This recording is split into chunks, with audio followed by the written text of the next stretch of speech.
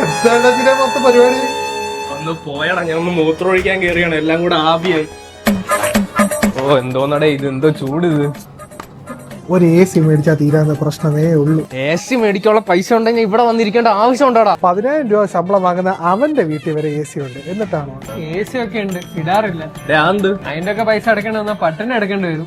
ACയും പൈസയൊക്കെ നീ എന്തിനാ ഇവിടെ? AC അടിച്ചു പോയിട്ട് കാലം കുറെ. നന്നാക്കാൻ വിളിച്ചിട്ട് ആരും വരുന്നുമില്ല. ഓൺലൈനിൽ ഓർഡർ ചെയ്തിട്ട് ഇതുവരെ എത്തിയിട്ടുമില്ല. പിന്നെ ഞാൻ എന്ത് ചെയ്യാന്? നമ്മൾ അങ്ങോട്ടും ഇങ്ങോട്ടും അടി വിട്ടിട്ട് കാര്യമൊന്നുമില്ല. ഈ കട ഇപ്പൊ അടയ്ക്കും. ചിലവരിക്കും നമുക്ക് അങ്ങനെ AC ഓൺലൈൻ.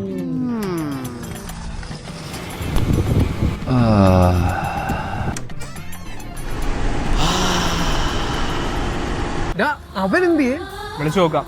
ഡേയ് എവിടാ? എടാ ഞാൻ ചൂടെടുത്തിട്ട് കാറിൽ AC ഇട്ടിരിക്കണ്ടാ. ഞങ്ങളിതാ വരുന്നു. അവന്തോ കാറിൽ AC ഇട്ടിരിക്കുന്നു. അവന് പിന്നെ കത്തിച്ചാൽ കുറെ പെട്രോൾ ഒക്കെ ഉണ്ടല്ലോ. അവന്റെ ഷഡ്ഡി വല്ല ഊരി വിറ്റാലാടാ എന്റെ വീട്ടിൽ AC മേടിക്കാൻ പറ്റുമെങ്കിൽ.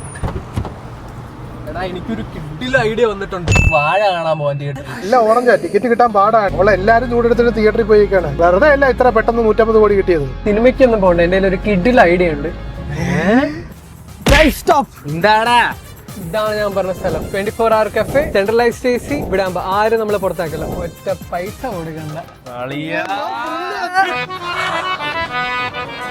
അളിയ, ഇതാണ് സ്വർഗം. ഓ അത് തന്നെ.